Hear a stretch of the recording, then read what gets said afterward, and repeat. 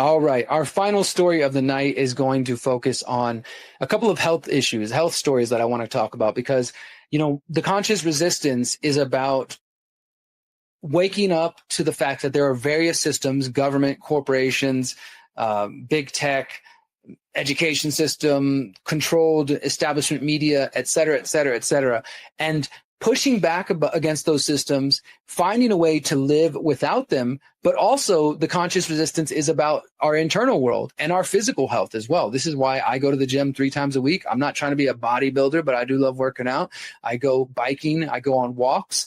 I want to stay physically, mentally, and spiritually fit because in order to survive and thrive what we're facing, guys, you're going to need to be able to be all of those things. I'm not saying you need to be a bodybuilder, especially if that's just, if you're not able-bodied or if you're a little bit older, but being mentally and physically and spiritually sound as much as possible is absolutely key. And it's something I take very seriously. So sometimes I think people get obsessed with the conspiracy side of things and the true crime and the research, and they don't take time to take care of themselves. The self-care is important. The way what you eat, your diet, your physical exercise, etc.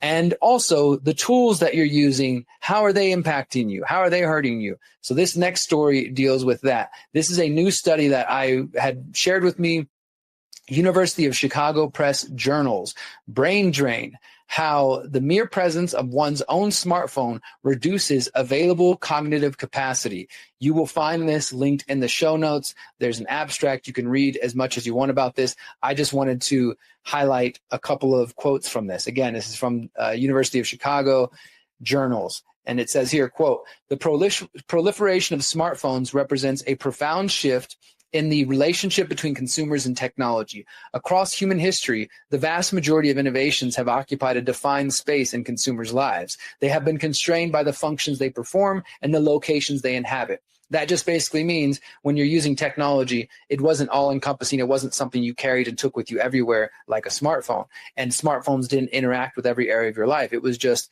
a tool. It may have been a digital tool, but it was just a tool. And so now smartphones have kind of changed that. It says, quote, "Smartphones transcend these limitations. They are consumers' constant companions, offering unprecedented connection to information, entertainment, and to each other. They play an integral role in the lives of billions of consumers worldwide, and as a result, have vast potential to influence consumer welfare for both better and for worse. The present research identifies a potentially costly side effect of the integration of smartphones into daily lives: smartphone-induced brain drain. We provide evidence that the mere presence of a consumer's smartphones can adversely affect 2 measures of cognitive capacity: available working memory capacity and the functional fluid intelligence, without interrupting sustained attention or increasing the frequency of phone-related thoughts."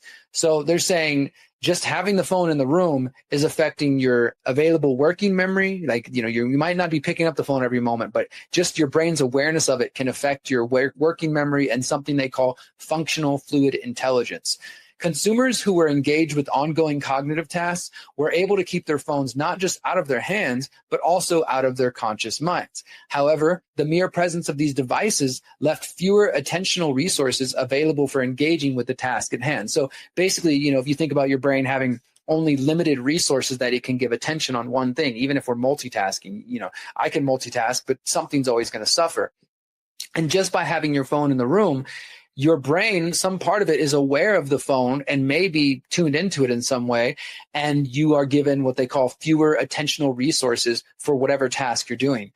And it continues here. Further, we find that the effects of smartphone salience on available cognitive capacity are moderated by individual differences in the personal relevance of these devices, operationalized in terms of smartphone dependence. So what that means is the available cognitive capacity, so your available brain power, it's going to be affected by your individual differences and preferences for your devices. So how, like, for example, if you're somebody like me, I don't have a smartphone, I use my computer, but I sure carry my laptop around with me everywhere I go because it's essential and very relevant to my work and to my life. So it's saying the effects of these available cognitive capacity, it kind of is dependent on how much you use your device and what you use the device for. It says those who depend most on their devices suffer the most from their salience and benefit the most from their absence. So if you're more dependent on the devices, when they're gone, you actually seem to, according to the study, have more cognitive resources and benefit better. So the people who are using it the most are the ones who benefit the most from it being removed. The role of dependence in determining mere presence effects suggests that similar cognitive costs would not be occurred by the presence of just any product, device, or even a phone. We submit that few, if any, stimuli are both so personally relevant and so perpetually present as a consumer's own smartphones. However, we leave open the door for our insights to apply more broadly to future connective technologies that may become equally central to consumers' lives as technology continues to advance. So basically they're saying, like, right now, nothing else seems to affect the cognitive costs. There's not as much cognitive costs incurred as a smartphone, not even a regular phone or any other device or product. For whatever reason, this black mirror that so many of you hold and keep and use, it affects our brains in a very unique way. And they're calling it a brain drain. Brain drain. It says, again, the study is called "The Mere Presence of One's Own Smartphone Reduces Available Cognitive Capacity." And I'm sure some of you have your own personal anecdotes on that and can attest to that, or maybe you've seen it with your children and you know exactly what I'm talking about. This is why I tell people I don't have a phone, because although they're greatly useful in many cases, I am already so plugged into my work with my laptop that I don't want to be more plugged in with a phone.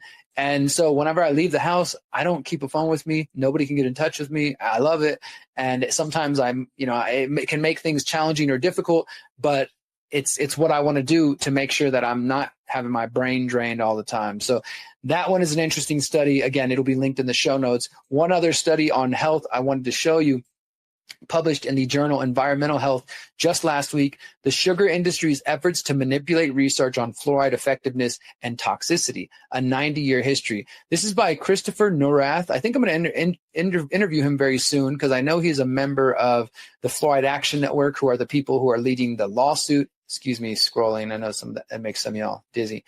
Trying to find his information here.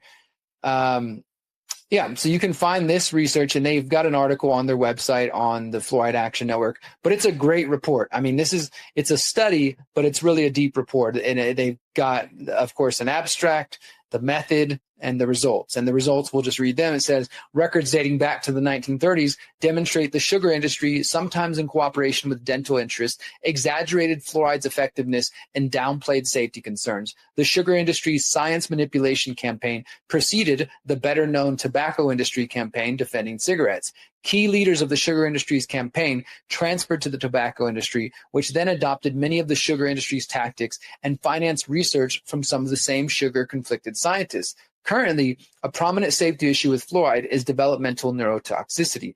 Evidence indicates that researchers with undisclosed conflicts of interest with sugar and allied industries provided biased reviews downplaying this risk for the last 90 years. Conclusion. Recently available records reveal a long history of the sugar industry distorting fluoride science. Many of the sugar industry's tactics were later adopted by the tobacco industry and mirrored by industries involved in asbestos, lead, pesticides, climate change denial, according to this person, and others. Researchers and policymakers should be aware of this distorted scientific record regarding fluoride effectiveness and toxicity.